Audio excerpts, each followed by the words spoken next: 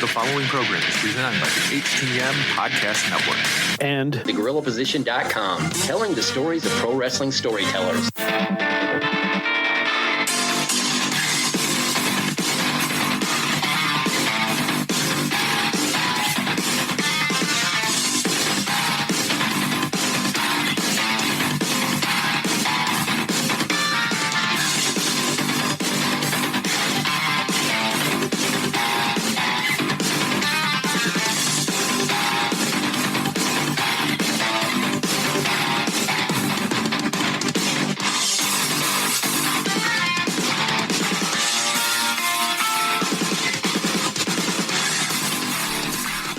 welcome to another episode of Turnbuckle Talk, powered by thegorillaposition.com and a proud part of the Roar Network.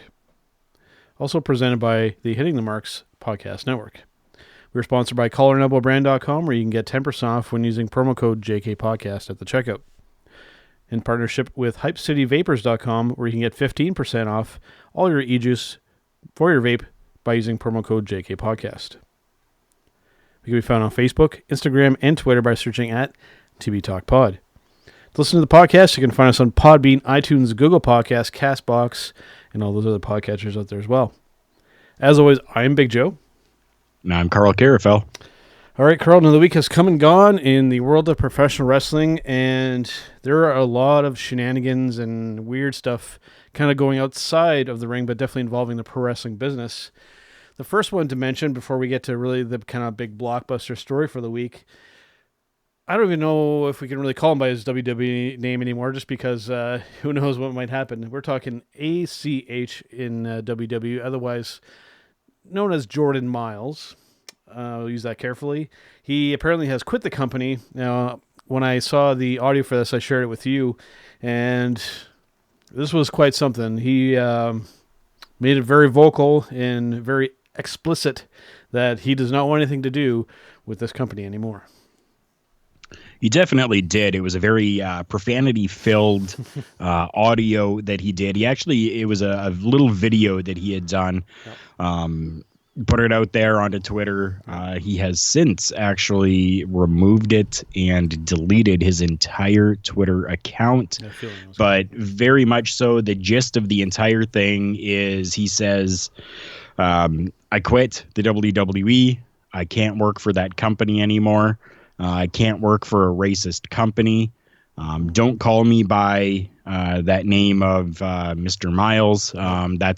That's a slave name. Wow. I'm known as ACH, and that's that. And essentially, he at the very end he says "F you WWE." So, yeah. No word yet on WWE's end in response to that or what is going on. So at this point, we still don't know what's happening with ACH.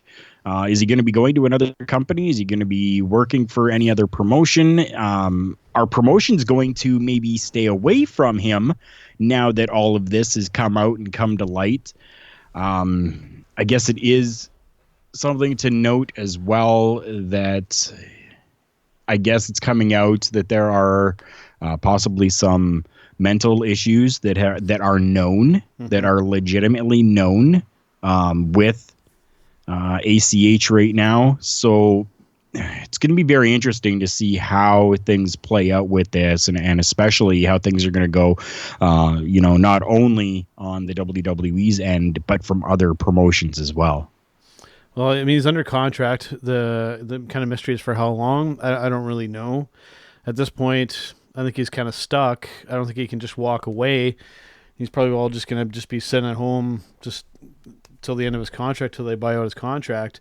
To the best of my knowledge, I don't think you can just walk away from this. So that's going to be very telling to see how long the wait's going to be. And given how he made that statement and put that out there and whatnot, if I was another wrestling company of any kind of credibility or notoriety, they're going to be steering far clear of this guy.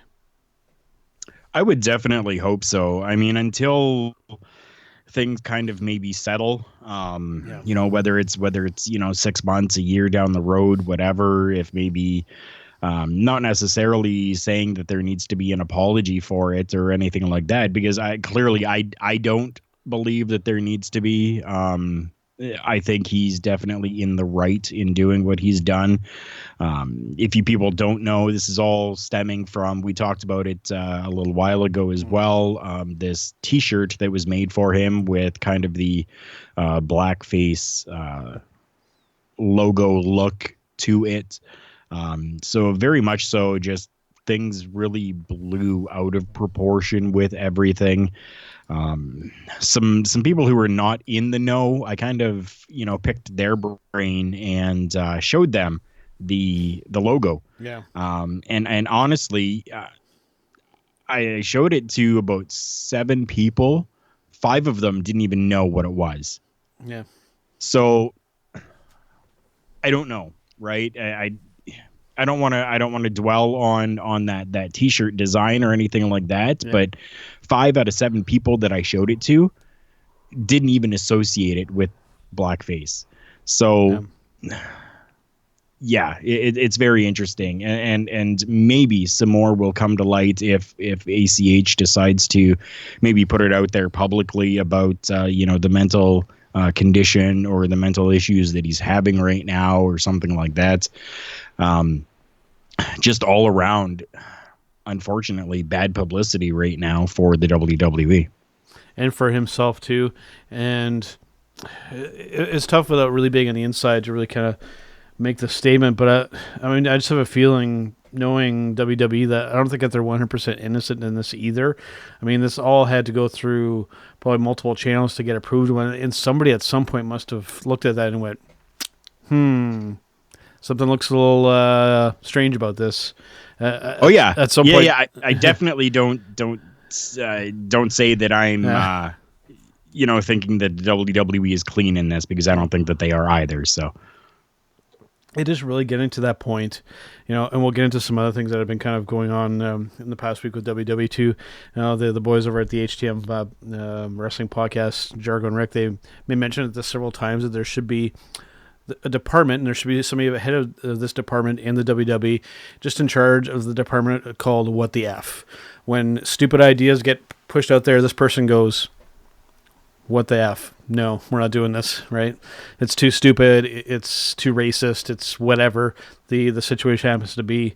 It's like there's just somebody that needs to be there just as a filter, because the stuff's coming out and stupid stuff's coming out, like this mascot thing on SmackDown, which we'll get to later in the program here. Just stupid stuff, and people that, and just like you mentioned, it's bringing negative publicity. So, yeah, some things need to change a little bit, especially now we're doing a show for a big broadcast channel down in the States. You got to clean up your act. Definitely do. I love the idea of having, a governing body of WTF. Yes. I honestly do. But again, kind of going to the little experiment, I guess you could say, that I did. You're going to need quite a few people on this panel to really be able to catch absolutely everything. If you only have like 3 people on here, they're not going to catch everything. No. So there's still going to be stuff that floats through and kind of gets, put out there, like, this situation with ACH kind of thing. Mm-hmm. I'm totally for that. That would be an amazing thing to do. Maybe it'll help kind of boost a little bit of the WWE. Hey, I'd even be happy to work in said department myself, as well as probably my co-host Carl here and other people that we know. I think we would be happy to fill up that department for you and keep the shenanigans from getting out of hand. Oh yeah. Speaking of more shenanigans dealing with WWE, this is the big thing from this week, and we'll get into it, but this has to do with the WWE backstage show, and it was graced by the presence of, CM Punk. And then this happens, and the internet basically breaks, Carl. And as before this kind of happened, this is still going on here. Oh, Punk is being a hypocrite coming back, and because he said he was never going to get into WWE again. Let's clear up some stuff in this. First of all, right now, he's being employed by Fox. He is not employed by the WWE. That's the first thing. And second of all, Punk never said that he was never going to come back to the WWE. He said, if you listen to a lot of interviews that he has done, he said that he would likely never come back, or that he wasn't going to come back to professional wrestling. It's all in the wording when it comes to this. He was never said anything about never coming back to the WWE. And that still hasn't happened. He, like I said, he's working for Fox. He is not working for WWE. But I mean, just all over Facebook, all over the internet, everybody is like, "Oh, Punk's being a hypocrite for coming back." Oh, like it's all. Yeah, over we got the marktards that are definitely in full force right now when it comes to this CM Punk situation that's going on. We talked about this a little while ago, actually. And I just want to say, I was right, people. So everybody's going through and is always talking about, oh, CM Punk this and CM Punk that and CM Punk chants all over the place. And I believe what I had said was, people, shut up. Leave it alone. And when you're not talking about CM Punk, that's when he's going to appear. And what happened? The CM Punk stuff kind of went on to the DL for a little bit here. Yep. And then, boom, CM Punk shows up on the Fox show backstage, and everybody loses their mind. Yeah. Right? So that, honestly, that was the perfect way to do it. Everything was quiet with CM Punk right now, and now CM Punk comes out, and this has got people talking. This is now going to have people trying to tune in to WWE backstage on Fox to see CM Punk again. Smart move, because it's been quiet about CM Punk right now. Yep. And now it's blown up again. So, again, very smart move, and I'm okay with it. I mean, just as you said, he's not working for the WWE. This is something that Fox is doing, not the WWE. Right. And as along with this too, everybody, marktards, have been saying, "Oh, Punk's going to come on here," and it's funny because these are the same people that, "Oh, he's working for WWE." They're saying that who's going to come on here now? And now he's going to talk all kinds of crap about WWE, and he's going to put down the product, and he's going to say all these storylines that are stupid or whatnot. It's not going to go into that realm either. But now we're going over to the other side of stupid, right? Obviously, he's not going to go on there. He's not going to just tear things apart. He might criticize a little bit things maybe they feel are a little sketchy, but he's not going to go full marktard on national television. No, he's definitely not going to brutalize and murderize the WWE product. That's definitely not any intention, I'm sure. But is he going to criticize, like you said? Yeah, definitely. I'm sure he is going to 100% because that's who he is. He's a straight-edged, straight from the mouth kind of guy. Yep. And that's what's going to happen. He's going to tell it like it is. And he's able to because it's not a WWE product. It's a Fox product, right? You've got these other commentators and stuff for different sports shows that are out there that, brutalize the NFL, right? In one breath, and then they're praising the NFL for something else that was done in another breath. Yeah. That's all this is going to be. It's going to be exactly the same as all these other sports reporters that are out there, because that's essentially what this is. This is just a sports reporter show. Yep. That's happening from Fox. So it's going to be the same thing. You ever watch any of those, like from the NHL or from the NFL or NBA or any of these, sports talk shows that are out there? That's what this is. It just happens that there is WWE and former WWE talent that are on the show. That's all. For sure. Now, does this completely rule out him ever having a match again with WWE? Absolutely not. As I said, in interviews that he's done, it's all in the wording. He said he would never come back to professional wrestling again. He may come back and do a match for WWE, but remember, this is sport. The WWE coins themselves as sports entertainment. So if you want to take what he's saying very literally and word for word, he's still technically right. He could be coming back to sports entertainment, not to professional wrestling. So again, it's you have to look a little bit deeper into this stuff, and it's been so strange. This leads to more. We'll get into a further topic with this. We'll bump it up in the run right now, Carl. navigating the minefield that is wrestling fandom right now, and especially on social media right now. It's really gotten out of control with people who think that they know stuff, and people just being quote unquote objective, and then they see stuff that's happening on a certain company and then they bash it, but then they see the same thing on WWE and they say that's okay, or people just completely making up stuff. It's such a cesspool out there, and people are saying, oh, this is kind of like back in the Attitude Era when WCW was going strong. Yeah, to a certain extent, but now with the social media and whatnot, it's really ballooned out and just exploded out of control. Yes and no. I mean, this is something that has always been there. Yeah. It's just in the age of the digital world and the internet and stuff like that, it just seems a little bit more rampant now. Yeah. I mean, instead of you going out and blowing things up and complaining and doing all of this with your buddies out in the schoolyard, you're now doing it in mommy's basement in front of your computer instead. Yeah.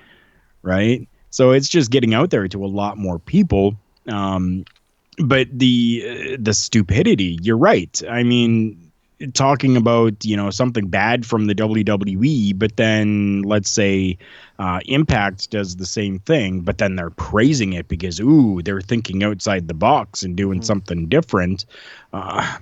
Yeah, I mean, there's got to be a little bit of consistency here. I mean, if two companies are going to do the exact same thing, yeah, you have to have the same opinion on both. Not necessarily on the workers, but on the story itself. Yeah.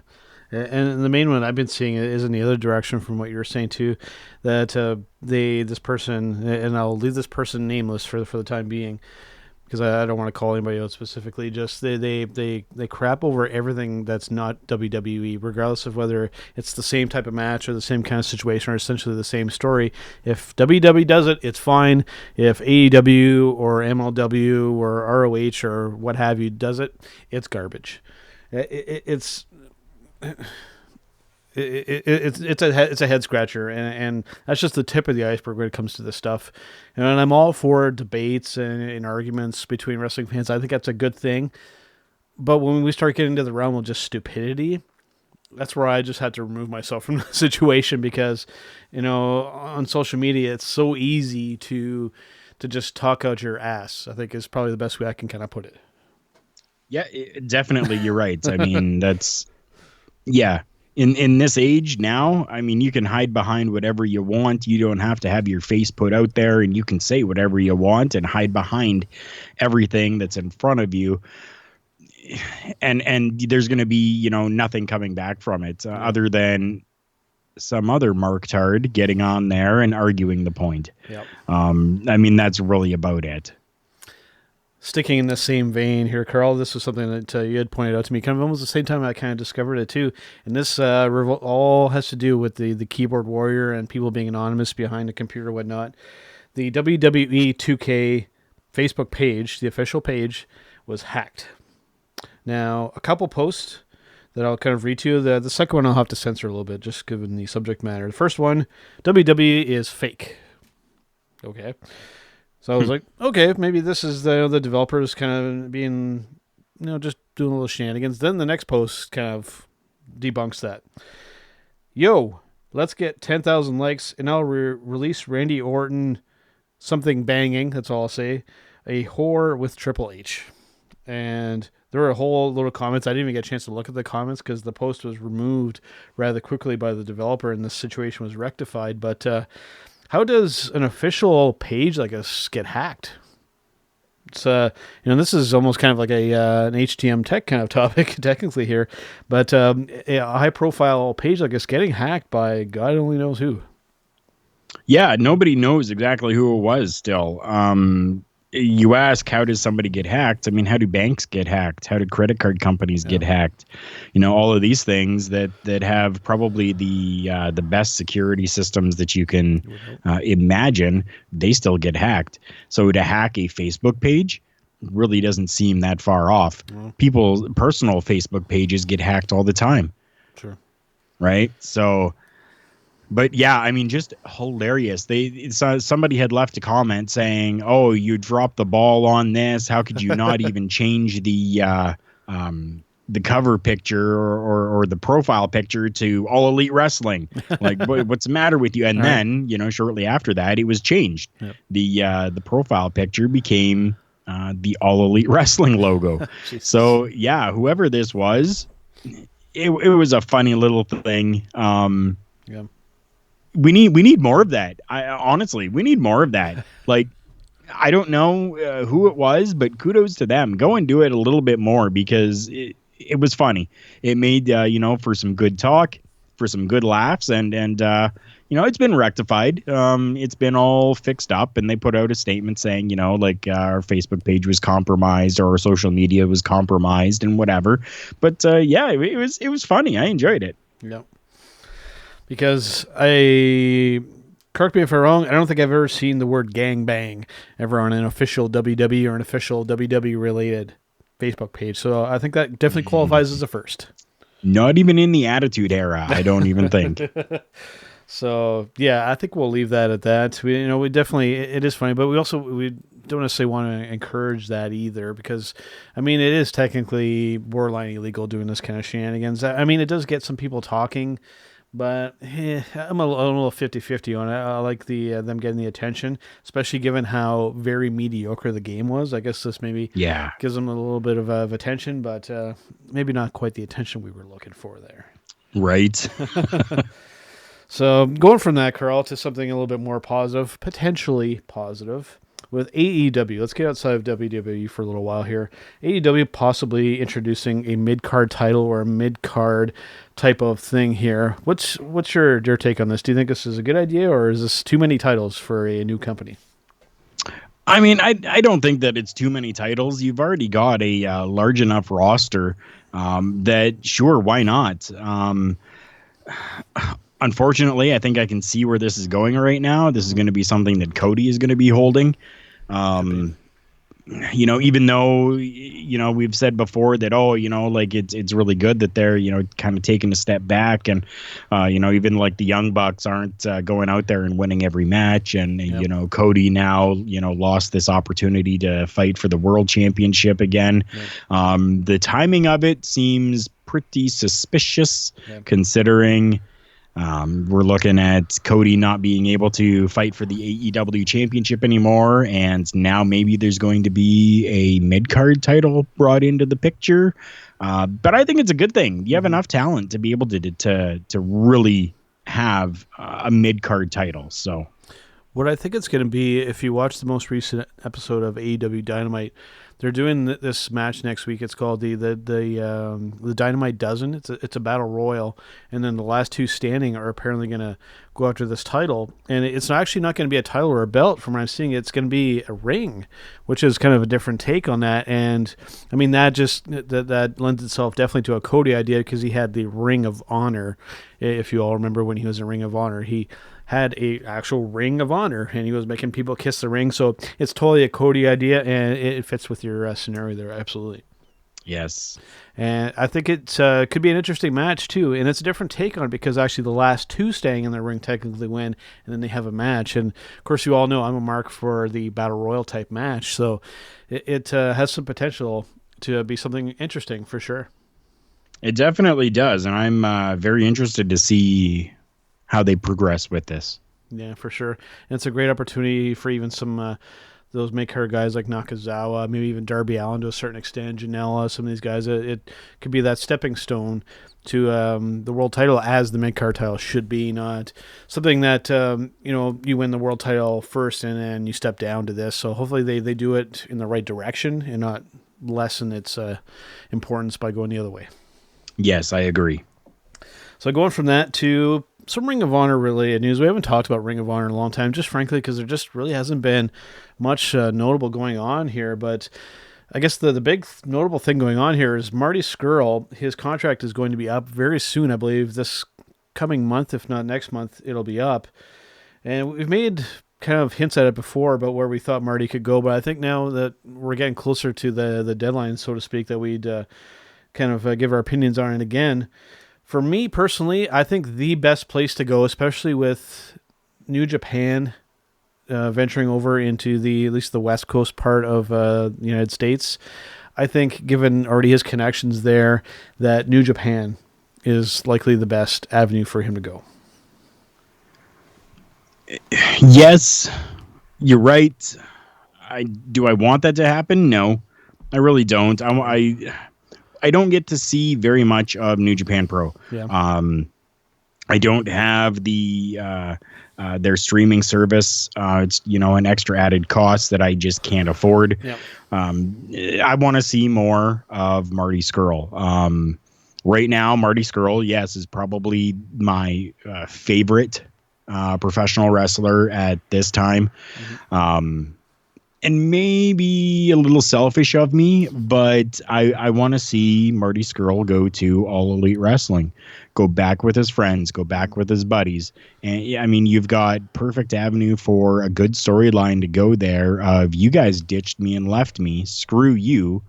I've got my own people now. Type of storyline that they could build off of that. And then plus, that might mean that Marty Scurll could be on the Chris Jericho cruise that I'll be on in like 62 days. Yeah. So, I mean, a little selfish, definitely. But, I think that's what I would want to see. I want to see him go to AEW because there's just so much possibility that they could have and do with him. If Ring of Honor keeps him, fantastic as well, because I still watch Ring of Honor and I love seeing Marty Scurll. The only catch that I see with him in AEW is you have to go back to when Marty was in the Elite with the Bucks and with Cody and whatnot. Marty was kind of like the middle. He was kind of the joke guy. He was the fall guy. He was kind of left out of the shuffle there. I fear that if Marty goes to AEW, he falls back into that role and he doesn't get showcased like he maybe should be or could be. Even if he were to go in NXT, I think it would be better for him. I fear, as much as AEW could be a good fit, I just my fear is that he becomes the mid-card guy that gets lost in the shuffle. Well, again, it's all going to be how you, quote unquote, storyline do things. You present it as, you guys always saw me as a joke and then you guys ditched me and left me. Yeah. Well, since then, look at what I've done on my own and accomplished in, another company and all of this. And then he builds himself up on the microphone like he can do as being this top tier person now. And it's like, so now you guys are below me, kind of thing, right? So we take a little bit of the comedy, I guess, English humor, we'll say, out of Marty Scurll and kind of show him in a light, more of a, a more dominant type of person. That could definitely work. But yeah, it'll be interesting to see, if he does go to AEW, if, kind of he does fall back into that. I hope not, because an amazing talent, and I love watching the guy. I think the way to bring him over to AEW, if that's the route that he wants to go and whatnot, I think you don't bring him over by himself. I think you bring Villain Enterprises, you bring Brody King, you bring PCO, you bring Flip Gordon over and bring another stable into AEW, because I think they could use maybe at least one more to give a little bit to round it out a bit more. So that would be how I would do it. You'd have them maybe come in and ambush like LAX or the Inner Circle or Dark Order or something. That'd be a good way to kind of boom, introduce them to the scene. That I'd like to see. Marty coming over solo, I would be a little bit more worried about it. I want a mixture of both. So I totally agree that bringing over the entire Villain Enterprises is an amazing idea. Yeah. But I want Marty to come over by himself first. Okay. Because that's going to establish him as the head, as the dominant, as the top guy. And then you let it go for a couple of weeks or a couple of episodes of Dynamite where, he's going out there and he's having some matches and he's, dominating those matches. And then you see another faction come out, whether it is, the Inner Circle or the Elite. The Elite faction comes out and says, Marty, welcome. It's been so good. You've been doing so well. Look at your stats already, blah, blah, blah. And then we have the entire Villain Enterprises come in, take out the Elite, And then we stand with, Marty and Villain Enterprises standing on top, being that bigger personality again. Yeah. You could also go the route of, you could do some vignettes leading up to, you could maybe have kind of like a dim kind of set, and you have Marty kind of in the foreground, and then you have the other three guys in behind, and you have him maybe toy with somebody to begin with, and then maybe the third time or something you actually then do the trick of everything goes dark, and then all of them appear in the ring behind, say like the Dark Order or the Inner Circle or something like that. That could also be another cool way to do it. Yes, it could be. Okay. Before we get to our showstopper segment this week, Carl, I actually forgot to put it on the run, but we're definitely going to do it before I forget here. Our match of the week for this week. I'll let you go first, and because mine's going to be a little bit different. Never a need to put this on the run because this is now the new staple for our show. Yes. We will be doing our match of the week every single week. Yep. So, surprisingly, female match. Ooh, okay. Coming out of All Elite Wrestling, we have a newcomer, Danny Jordan, going up against the native beast, Nyla Rose. Overpowered, undersized Jordan. She put up a really good fight. She endured a brutal beatdown from Nyla Rose. Nyla Rose winning the match. She, hoisted Jordan overhead and flattened her with the Beast Bomb for a singles victory.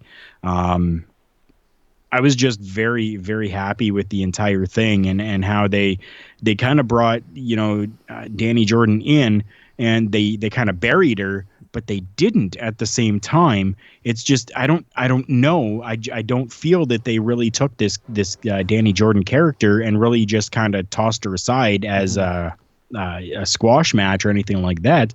It really feels like, no, there's going to be more to this whole story here.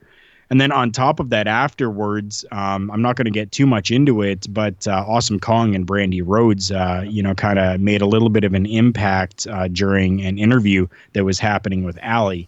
So it'll be kind of interesting to see how that goes. I'm really starting to get behind these women in All Elite Wrestling, and for reasons like that, because it blurred my reality for a couple of minutes there, and I'm seeing Nyla Rose as being this beast in the company, but yet she's really being able to put people over in a way that, yes, she's squashing them, but you can definitely tell that there's going to be more from that person that she just squashed. So all in all, I mean, a good, B+, almost an A type of situation there from me, and I'm very happy with how things there have gone. I'm interested in yours, though. I don't have any information about it, but you're saying that it's kind of off the wall a little bit. So tell me about yours. Yeah, a little mysterious. My favorite comes from the same show from the same week at AEW, and my favorite isn't actually technically a match. Mine is more of a favorite moment from this past week, and I am talking about the in-ring promos from Mr. Chris Jericho and Mr. MJF on the show. To me, this back and forth promo was better than any match that I saw this week. This stuff was fantastic. These two went back and forth, jabbing each other, and even Jericho a couple times you could tell, like, snickering, like he's like, "Yeah, you got me on that exchange." It was great. I thoroughly enjoyed that segment, and they did a lot of business there, set some things up. It was just two guys that I didn't think that they were gonna have that scenario, and they did, and I thought it was great. I honestly thought that it was great as well. Yeah. The only downside to that is they seem to have put MJF as part of the Inner Circle. Nope, I was really kind of hoping that he would just kind of be that top tier heel on his own and not having to be part of any faction. But I mean, the hug and the camaraderie at the end of that exchange and the laughing and joking, showing that they just worked the entire crowd. kind of put a little bit of a damper on it for me. See, I don't think he actually joined it. They kept it kind of open ended there. Him and that other guy. I think it's just going to be them two. I think this is just MJF still screwing with Chris Jericho, still screwing with us. He's working us, guaranteed. I don't. Think I hope so. I don't think that he's actually joined the Inner Circle. Everybody's already assuming this. I don't think that he has. Well, I assume it because that's historically how things have gone. Yes. In absolutely every company and situation that you can think of. Yep. This is exactly the same MO that has happened every single time. Yep. I hope that I'm wrong. Yep. I really do, because I want MJF just to be on his own. Yep. But, I mean, historically, taking a look at things, it looks as though he's part of the Inner Circle.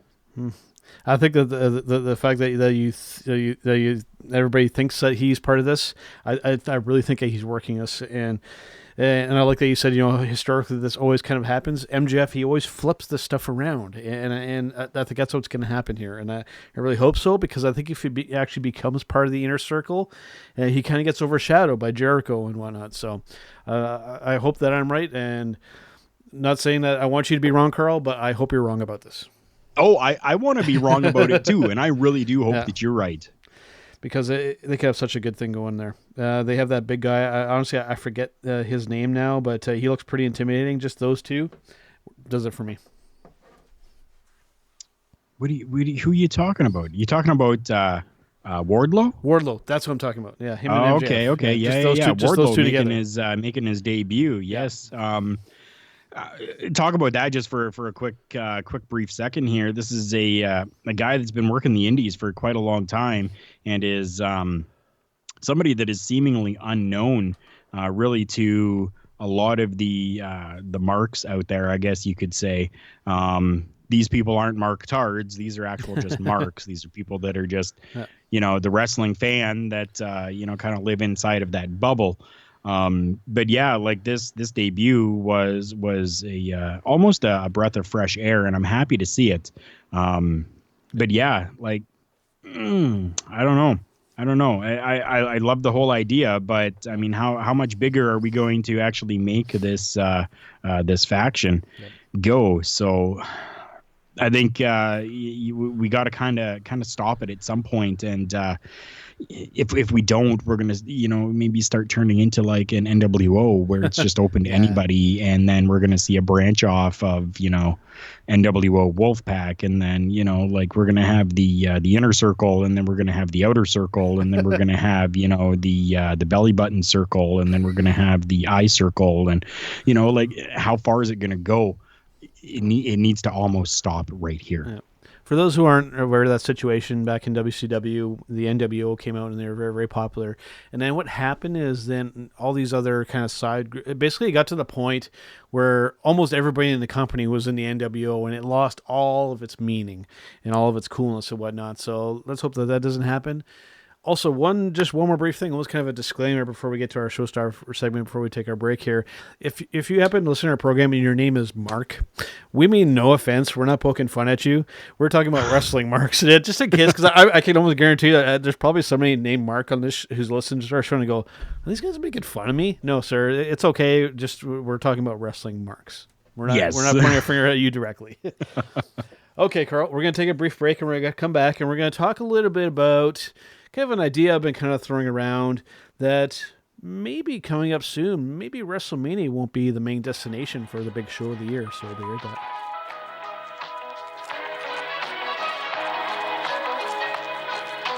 This week's episode is brought to you by CollarandNevilleBrand.com, where you can get 10% off any purchase at the store using promo code JKPodcast, including this week's featured item, the metal t-shirt.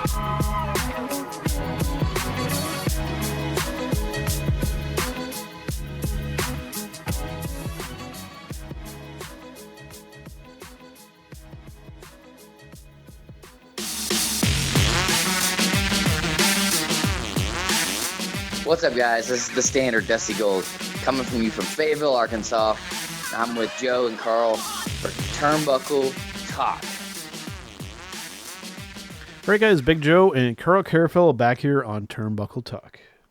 Yes, we are, guys, at our favorite time of the episode. Ladies and gentlemen, our showstopper segment for you this week.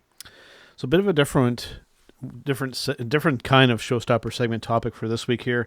For the longest time, since you and I both started watching wrestling, the big kind of event for professional wrestling has always been WrestleMania. Would you agree that that's basically been the case for the majority of our fandom, so to speak? Oh, yes.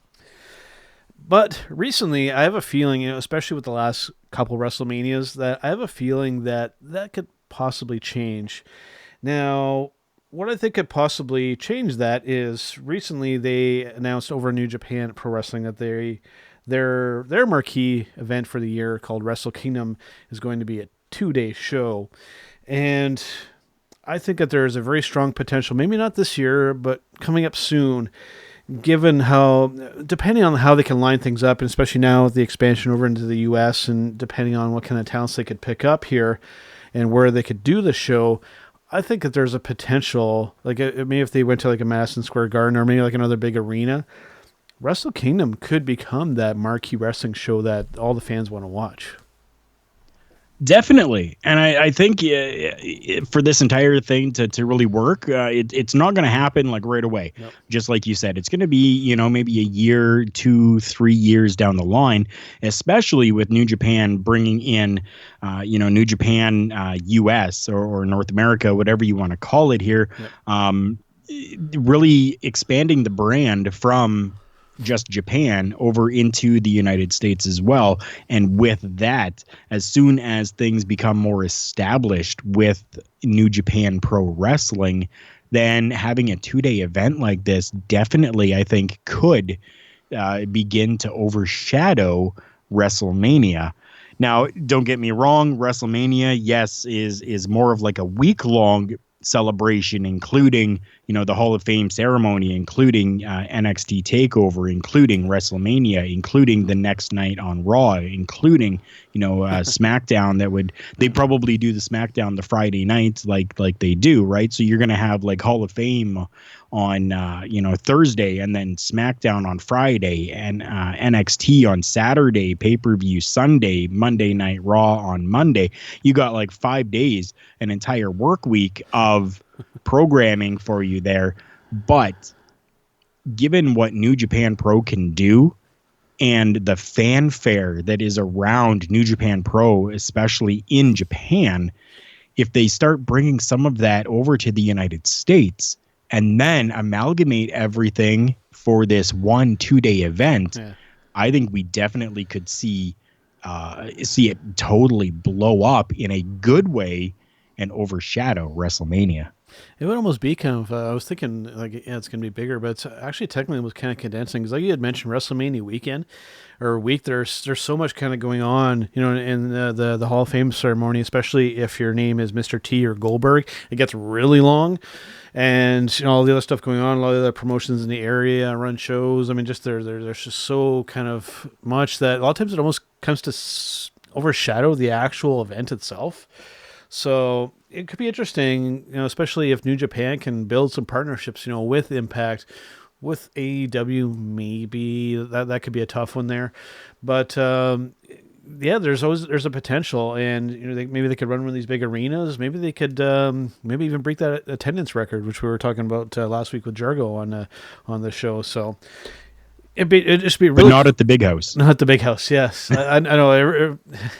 Jargo really made that case. He's like, dude, you're hell bent on the big house idea. I still, at some point, I just have a feeling that's going to happen. I know everybody says that I'm crazy. I mean, in North America, that's the biggest arena where you can get the biggest attendance possible. I know it's not in the most tourism-rich area in Ann Arbor, Michigan, but I mean, if you ever get a chance to go to that stadium, even just when it's empty, it's like, wow, this place is massive. Yes. So I'm still optimistic at some point. I don't care what company it is. I want somebody to run a wrestling show there, and then I know it can do well. I know it can. We'll see. Again, I think I'm literally probably the only person suggesting this, but hey, if it happens, I'll look like a freaking genius. You would. So that about wraps it up here. But I'm going to take a quick look here because as we always mention, when anybody who's listening to this podcast, that news tends to happen. The only kind of thing that I'm currently seeing that we didn't mention is I know that there's some talent in WWE that are looking to possibly leave. Kairi Sane is a big one. I know Stardom is interested in having her back, and apparently she has expressed that she might just let her contract run out. So that would be a pretty big deal there. Other than that, I'm not seeing a whole ton of... I think AEW is looking at possibly bringing back a lot of the WCW pay-per-view names. That would be kind of cool. Maybe Bash at the Beach, Halloween Havoc. I don't think that WWE has the copyrights to those anymore. Maybe, possibly. But there's some other cool little stuff kind of going around the side too. So definitely there is. I do want to mention I was able to find something here. This was posted and done about 4 or 5 hours ago. Cool. And this is kind of going on top of our ACH talk from earlier in the episode. So he went and did a live Twitter Q&A. And I'm only going to go over 2 things. If you want to see it, you can definitely search out his social media and go and listen to it for yourself. But 2 big things to really note here. First off, one question that was asked is if he's able to move on from the WWE. His answer was short and simple. Legally, no. Mentally, yes. So as of right now, he has gone out and confirmed that legally, no, he cannot leave the WWE or go work for another company. At this point, legally, he cannot. Now, the other thing is we had kind of talked about the mental health stuff that has been put out there. And I'm just going to read through his answer here so that everyone knows. And this is coming right from ACH. So this isn't changed. I'm not ad-libbing. I'm not anything. I'm doing the exact audio. Gotcha. Reading it out to you guys. So the thing about the mental health is I do suffer from anxiety and I do suffer with depression and I can have bad mood swings sometimes.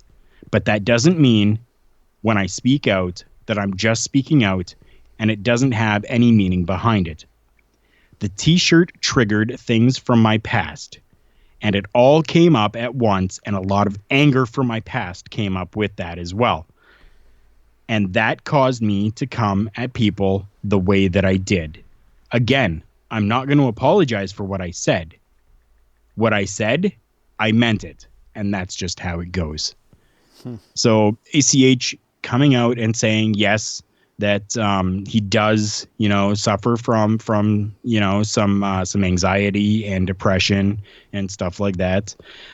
So just quickly, I want to touch on that for a second here. For anybody that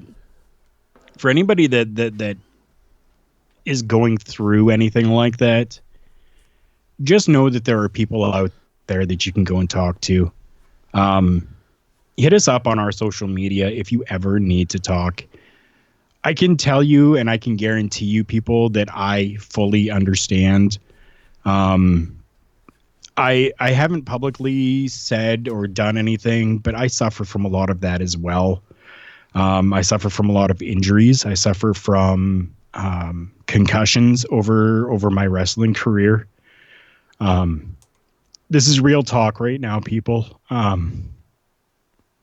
suffer from a lot of this as well.